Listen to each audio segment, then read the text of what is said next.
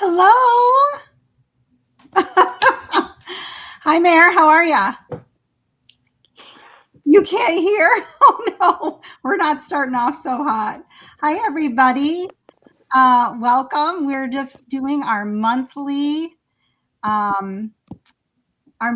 theater talk series where we talk to some of our creative folks that are working behind the scenes that you don't get to see very often. We always see the folks that are on stage, and we always have our applause for them, but we never really talk about all of the work that goes behind it and all of the people that do the heavy lifting as far as all the technology and music and everything else that's behind the scenes. So we're excited to spend the year kind of talking to those folks, and we're going to pick a different person every month to kind of focus on.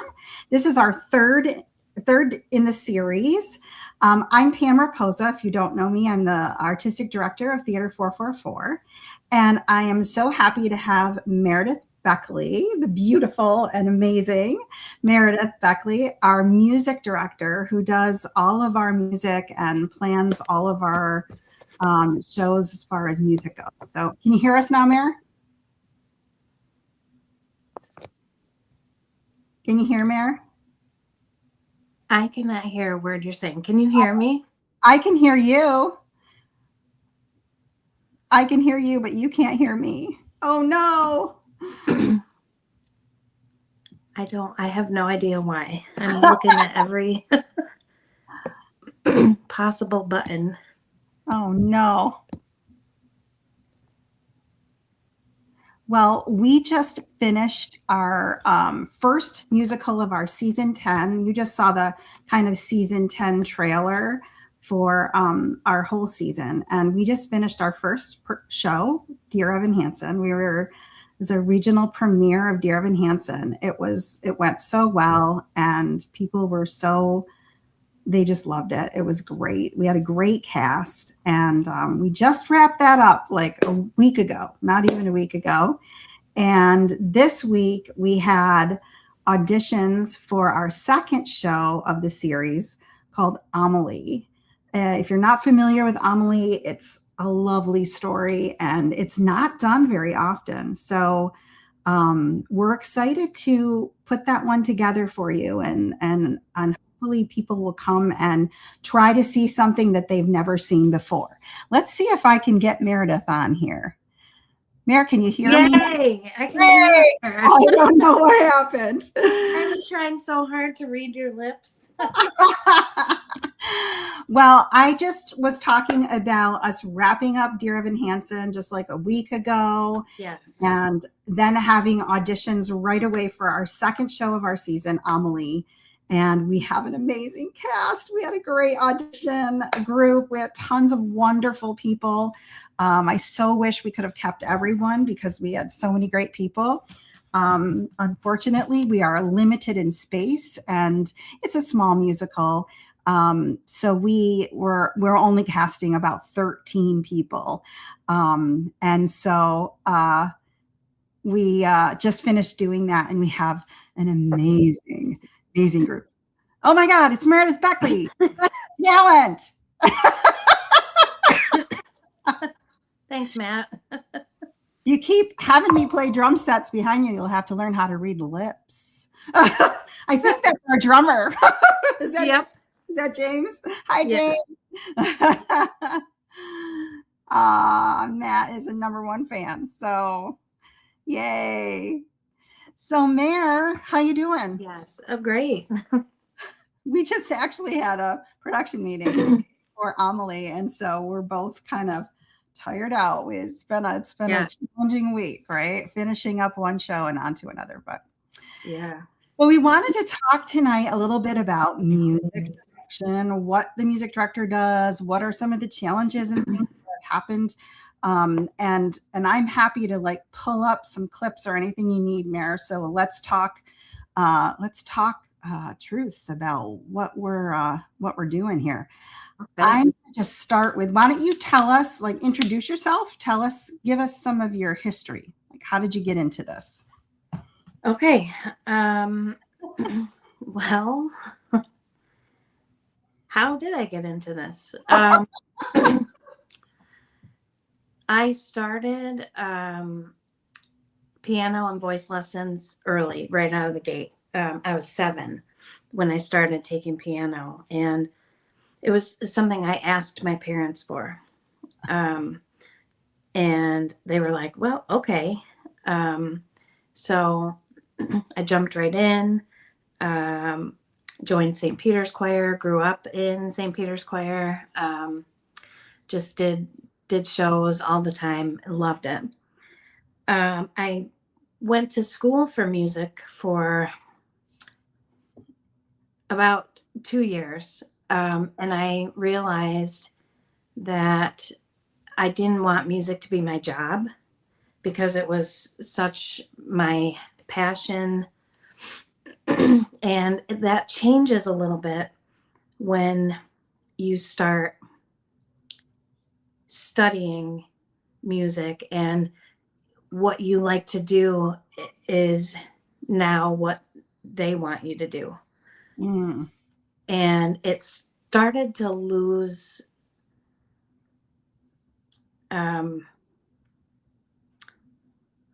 what I felt was mine. I started to lose some of that, and I realized I didn't want to be a teacher. So I was like, I have to go get, a real job, as they say. So I did. And I kind of got away from music for a while. I can't really say why. That was just the way my life was going at the time. The first show that I auditioned for as an adult was Spring Awakening. And I didn't know, like, I knew of you around Geneva, but I didn't know you. And I wanted to get back into theater. So I was like, okay, I'm going to audition. And that was our very first show for Theater 444. That was our very first one. Yeah. So that was the perfect time. And so I was in the ensemble, and then Annie, who was supposed to play the piano for the show, couldn't do it. And I said, well, I play the piano. I'll do it. So that was like one of the first shows I played for. I had played for some before that, but like school shows and things like that.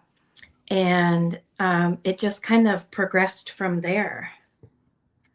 Yeah. Nate. Hi, Nate. Yeah, Mare and I have actually been together since the beginning of Theater 444, and this is our 10th season. So that's a long time that we've been friends and, partners in this thing that we're doing.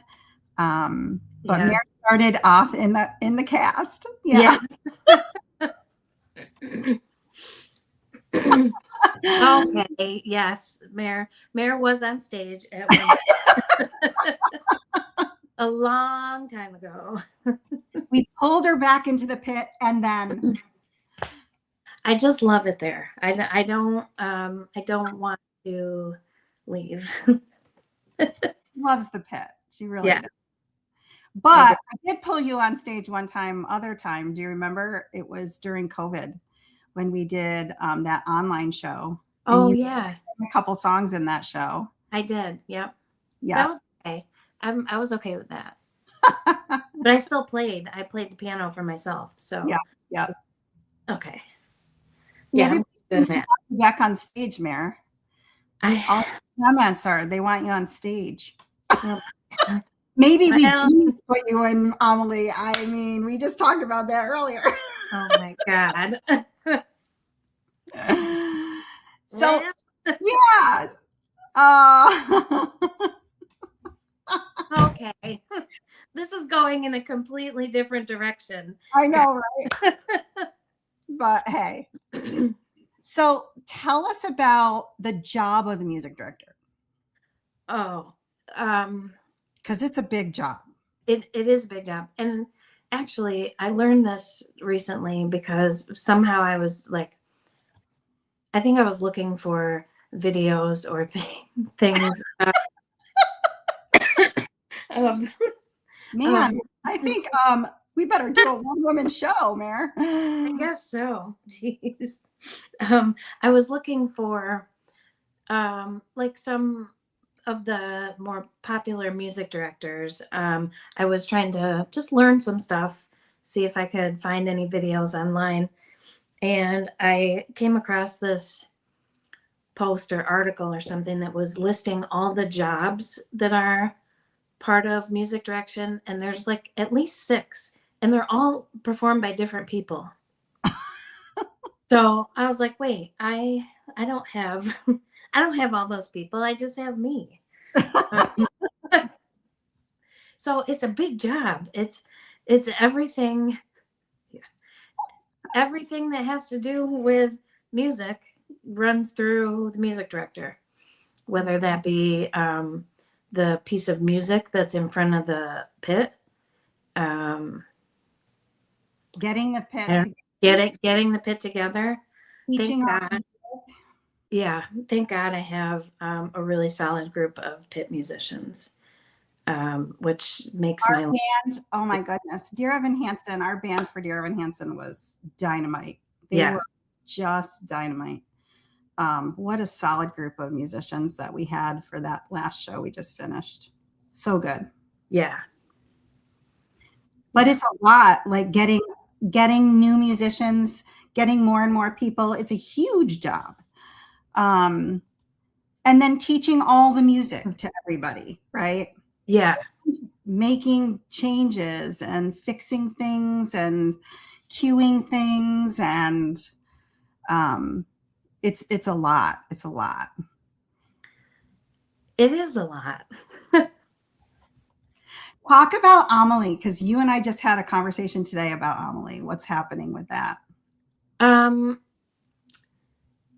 we have a what we think is a hybrid score. Since we just finished Dear Evan Hansen like 3, 4, 5 days ago, I'm not like I'm not totally well versed in the score yet for Amelie, but it's kind of like a hybrid version of the original Broadway show and then the UK version.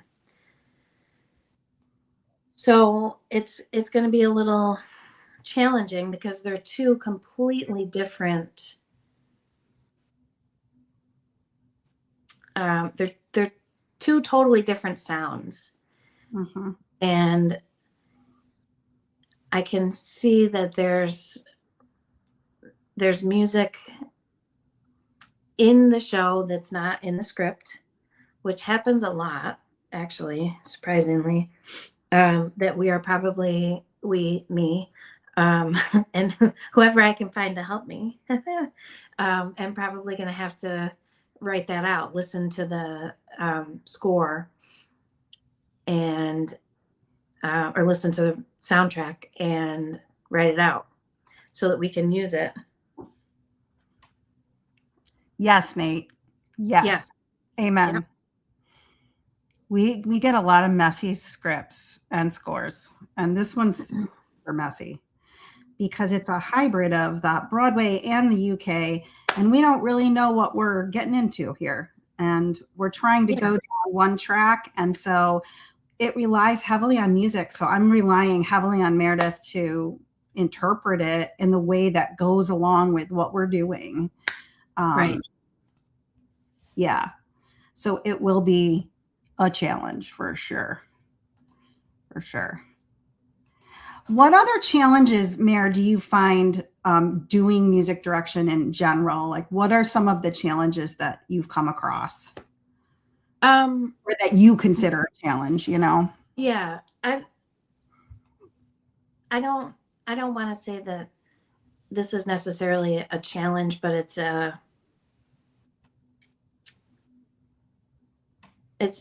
something that I had to figure out how to do. So you go to teach the music to your cast. You might have 2 or 3 people that read music and can sight read, and the rest of the cast doesn't read at all or can read a little bit.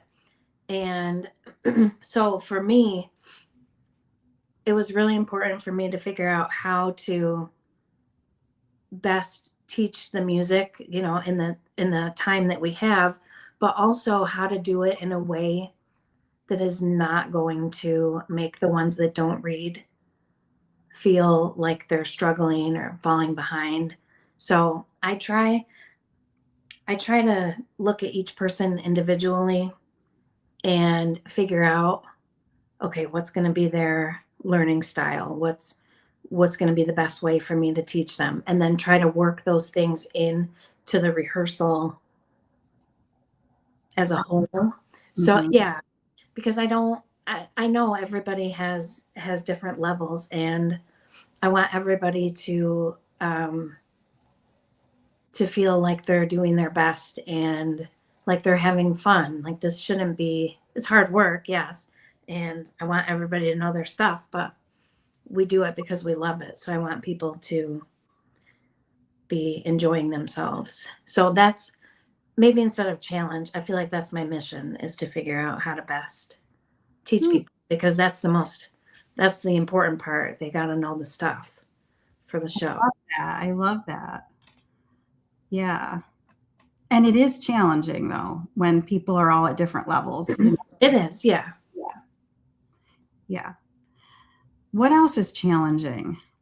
I know I'm thinking about some of the stuff we've experienced because we don't have our own space. Sometimes that is a challenge, just in general for both of us, but particularly for you, because we never know where you're going to end up or right, what supplies you need, what we need to carry in. Yeah. Space you have. Yeah, the show we just did for Dear Evan Hansen, we were backstage, and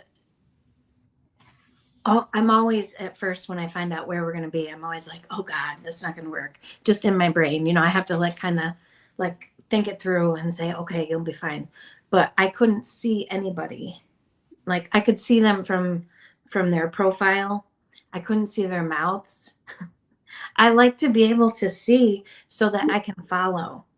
And I did not have that for this show. And I was nervous about that. And it ended up being fine. I just found other ways to anticipate what the actors were going to do. So it was challenging for me, but it was cool. We had a great time back there. It was actually it looked like a small space, but we had room. And it was kind of cool we would just be rocking out, and then there comes Wendy or Rachel, like moving the bed and just like all in the mix of it. And we're just doing our thing. It was cool. Have you ever been backstage during a show? That was no. About it. You got to be backstage during the show. Yeah. Yeah, it was cool. Experience that. Yeah. That was unique for sure. Talk about the worst space you've ever been in. It has to be the Next to Normal pit. I knew you were going to say that. And that's like infamous. Poor JP was in the back with his drum set, like wedged in. We were in a space like this. I swear it was this wide, and it was one in front of the other. And then Annie at the big grand that they have in the black box, and Hillary was conducting, so she was right in the crook of the piano. Yes, I do. The challenge. So yeah, I think that one was the worst. Yeah. But we always find Yeah. you some interesting spaces. What about up high? I know you don't, you're not a Oh fan. my God. Yeah, I was scared to death to do that. That for Rent, we were up, and poor Simon, I was like, "Are you sure this is safe?" Like I'm questioning his set building, but man, with the drum set, we had two keyboards, amps, guitars, two guitar players. I was like, we're gonna come crashing down. But once we all got up there and tried it, it was fine, and it was cool. We did it again for Big Fish. Yeah. So I have learned that I can be flexible and Yay! adjust to different spaces pretty well, I think. Yeah, yeah, for sure. Yeah. Um, and I, when we did Rent, I know the night before we opened, Oh we God. moved everything all over the place because of the Yes, sound we did. wasn't working, and it was hard. It was a hard one, but that was a good last minute decision that we made. Yes. Whew. Oh, this is a good question, Adam. Talk about working with folks who have a different 9 to 5 and then doing theater music as a hobby. Like, So people that, okay. yeah, we have working folks that Yeah. do theater, and their jobs are different from the work we do at the theater and the music that we do. Um, It's like I was talking to somebody the other day, and I was like, I have two full-time jobs. Like one, I'm a nurse by day, and then I do theater at night, and it feels like, even though it's like, okay, 2.5, 3 hour rehearsal, there's so much that goes into it. It just feels like you're working another full work day. And it's a lot. People work all day and come to rehearsal, and we expect them to bring it every time. It's really dedication, I think. I mean, the people that we do shows with, everybody loves it.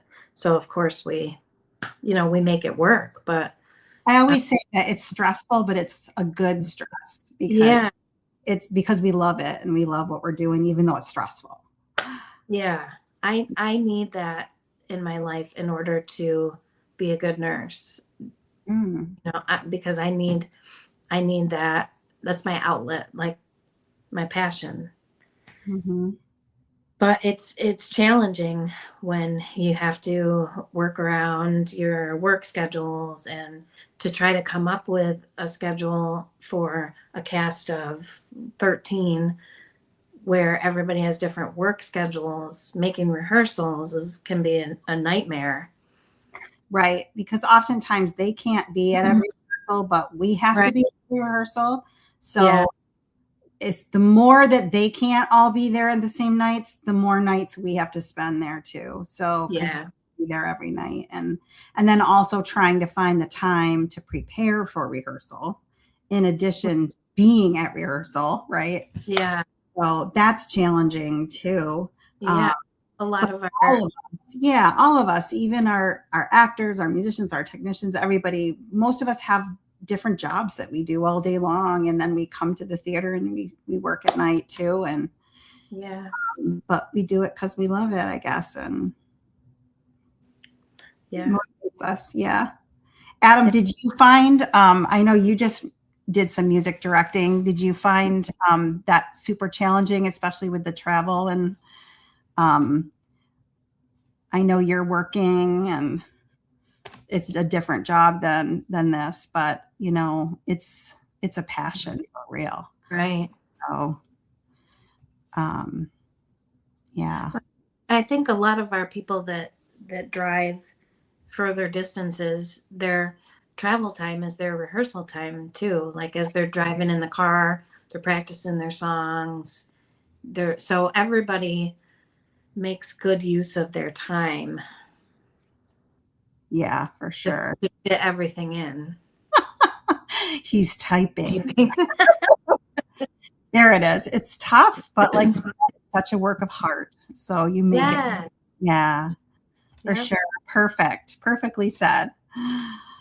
For sure.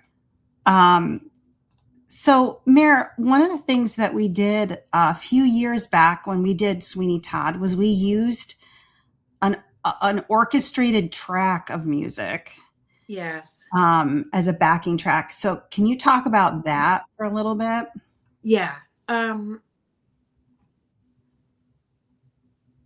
I had a love-hate relationship with the track. There was no way we were going to get a 25-piece orchestra sound in a black box theater. It was just never going to happen. So using the track, It was a hard decision. it was. We went back and forth, but it ended up being the right decision. Um, it was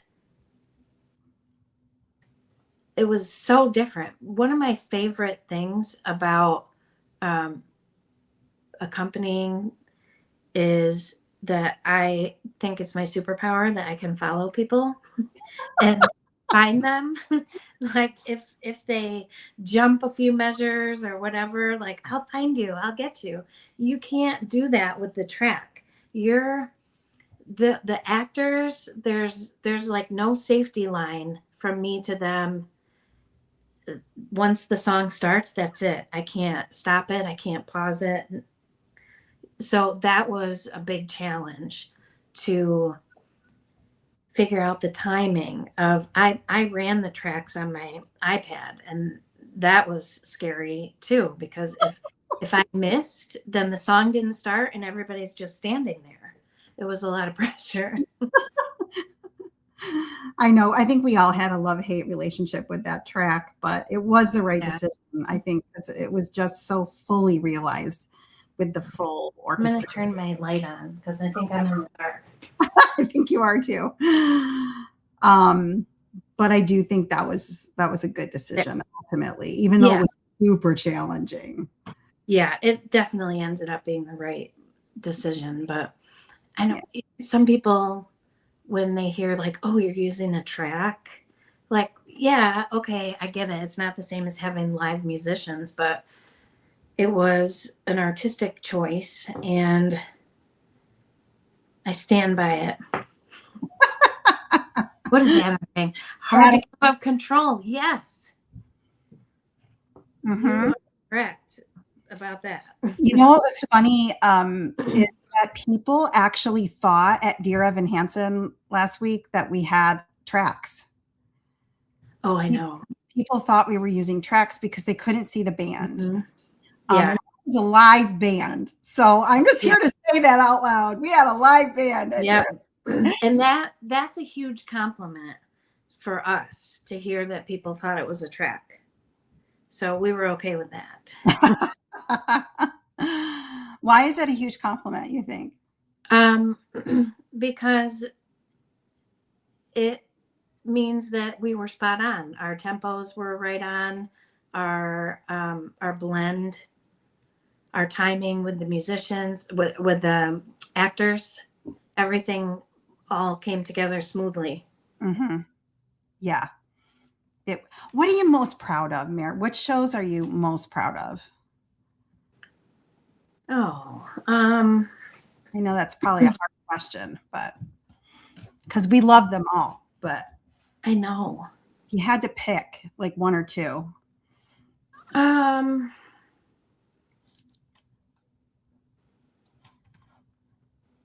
I think for me, it's always going to be Rent for so many different reasons. That show was so important to me in my my upbringing as a lover of theater.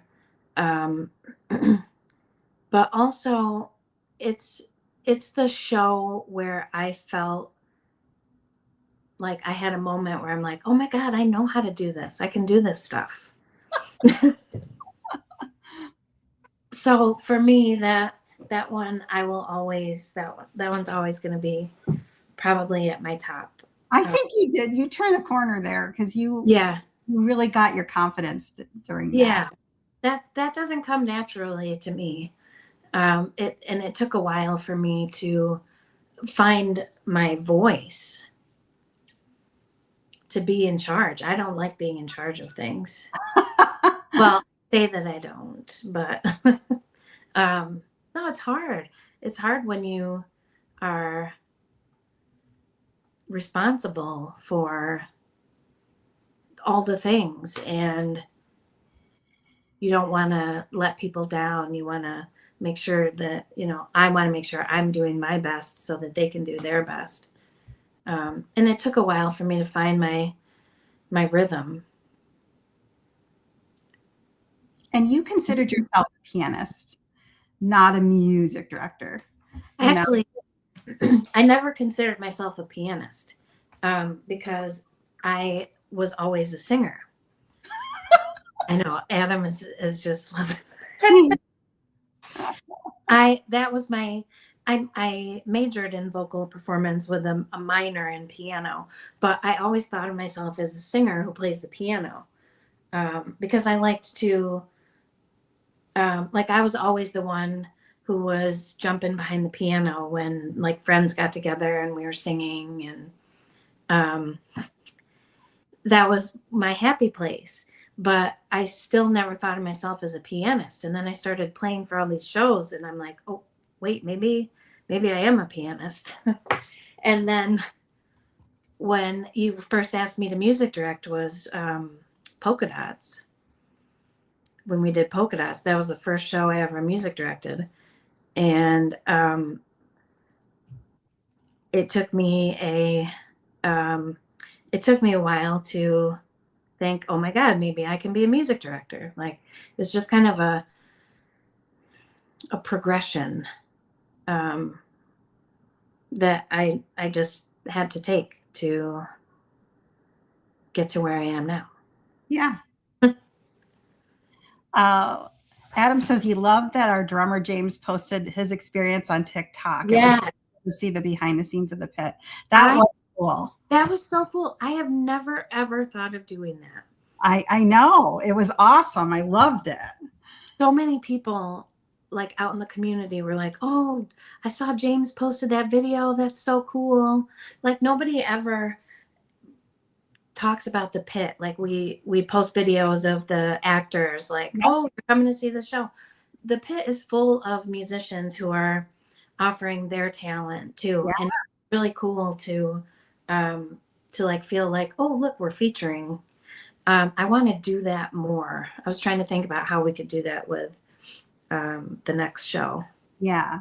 Well, we were just saying today that we never took a picture of you guys backstage. That would have been such a cool picture. I know. Space that you were in, I think Jen took a video, but back yeah, I think I'm gonna have to ask her because I want to see it if she did. I went to here's a picture of where you were for Rent. Yes. Up in that on the top level there. That's where the band was up there. And then also when we did Big Fish, we ended up putting you up high like that too. Yeah. But I went to pull some photos of you and I because I wanted to pictures of us. And I ended up finding this picture, which cracks me up because it was like 2 oh my God. in the morning. We were still at the theater. You and I were the only ones there. We were still painting and like getting things ready. And it was just, you and I are a team. I'm telling you, I just love working with you. It's so fun.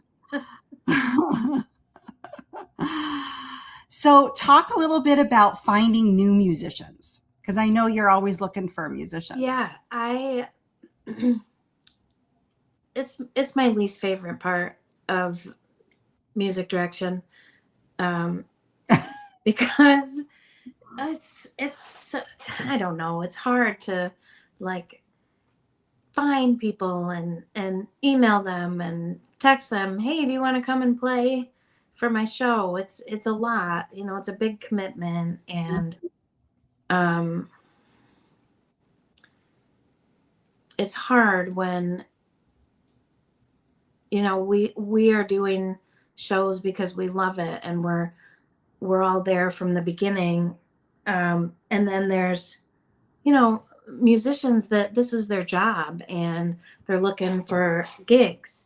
So it can be hard to feel like we're trying to compete with that. Mhm. Um,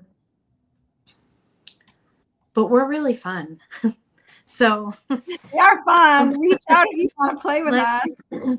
yeah, I'm always looking for strings are the hardest to come by. Mhm. Um, Violin, cello. We had a part for viola in Dear Evan Hansen, and we ended up not using it because I could not find any viola players in the area. So strings we're always looking for. Um, really any. I would love for people to reach out and say, hey, I'm interested in playing for a pit, and then we could see, you know, if it would be a good fit, or if there's a part for them. Um, Tell everybody what we call is a sitz probe, Yeah. what that really means, and what. Well, it's some German word, but it's basically, I like to call it a sit and sing. So you get all the band, all of the cast sits, and we start at the top and we go through every song. And this the sits probe makes me so nervous every time, because this is how I like to describe it. I'm so weird, but I like to think of it as that the moment when you are introducing your two different friend groups, Oh, and you're like, oh my god, what if they don't like each other?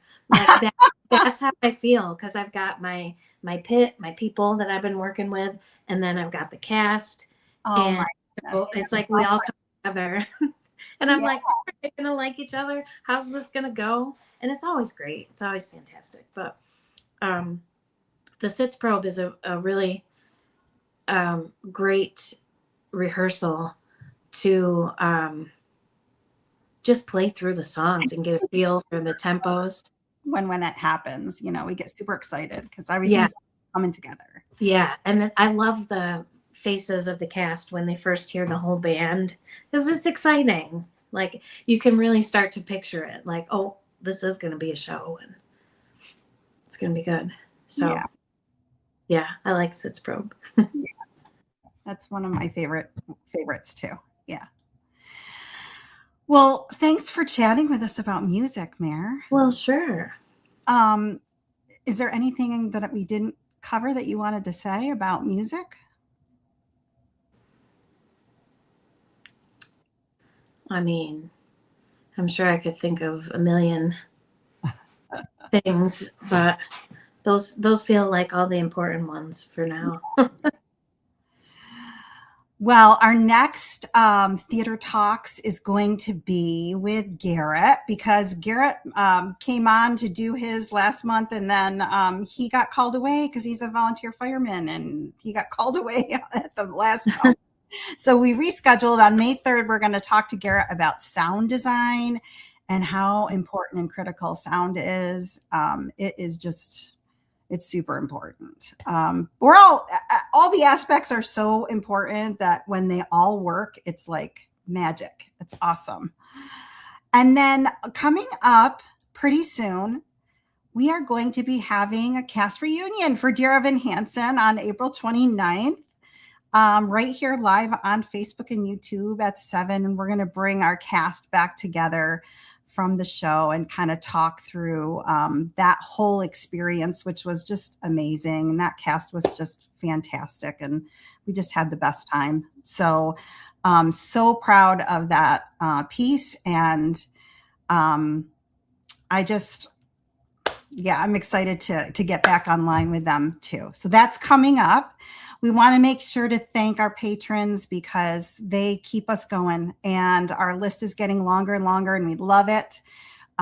We need them to keep the lights on and the doors open, and we thank them so much for their generosity. So thank you to our patrons.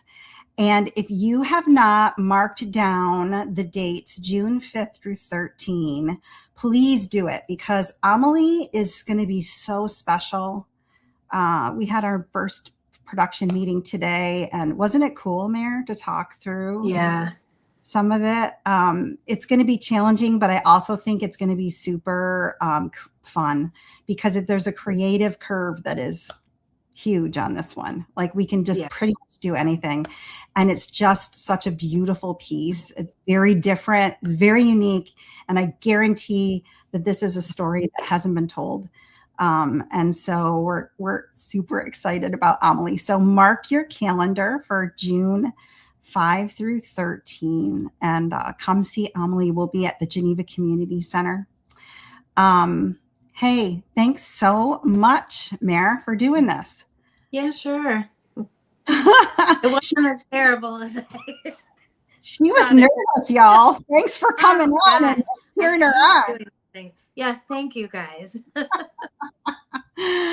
She really needed that. So thanks so much for doing that. I guess that's it for tonight, and we will talk to you soon, I hope. Stay tuned to us, and we're going to bring you some more beautiful, beautiful art. We're going to work on it. So thanks, Mare. Yeah. Good night, everybody.